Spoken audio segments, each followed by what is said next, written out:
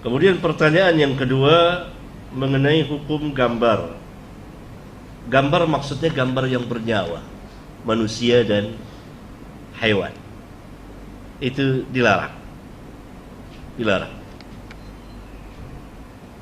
Kita menggambar makhluk hidup, manusia dan hewan. Itu terlarang. Telah datang sejumlah hadis sahih.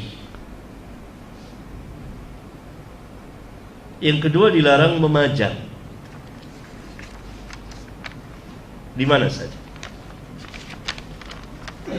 Kemudian pertanyaan yang ketiga,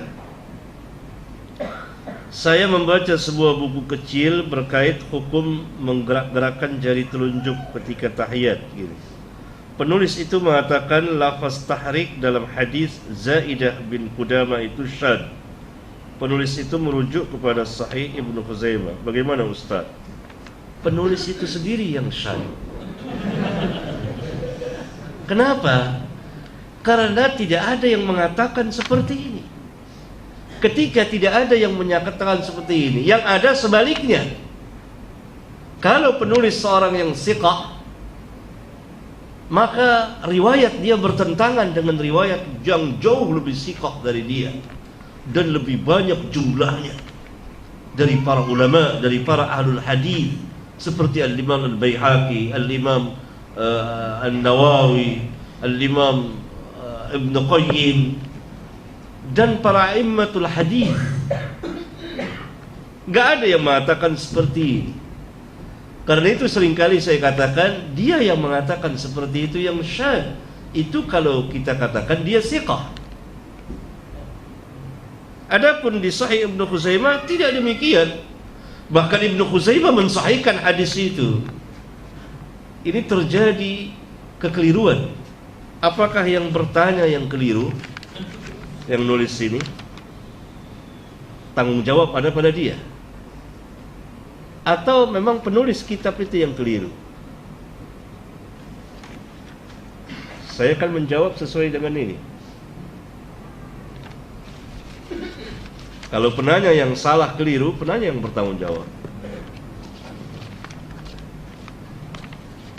Tetapi yang sahih, yang benar, bahwa riwayat tahrik itu tidak syadz. Saya kira penulis tidak tahu siapa Zaidah bin Qudamah, imam besar yang dipuji oleh Imam Ahmad, orang yang kuat dan seterusnya. Ya, nah itu dia. Jadi kesimpulannya tidak ada seorang pun ahli hadis setahu saya sampai hari ini yang mendhaifkan hadis tentang menggerak-gerakkan jari,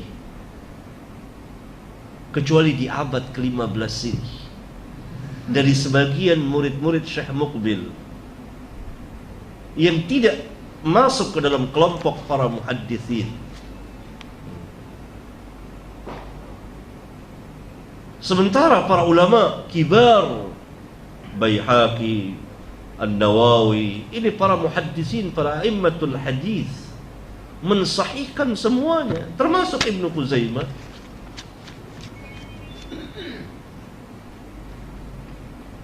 Ya. Begitu. Jadi mereka yang melemahkan itulah yang syadz.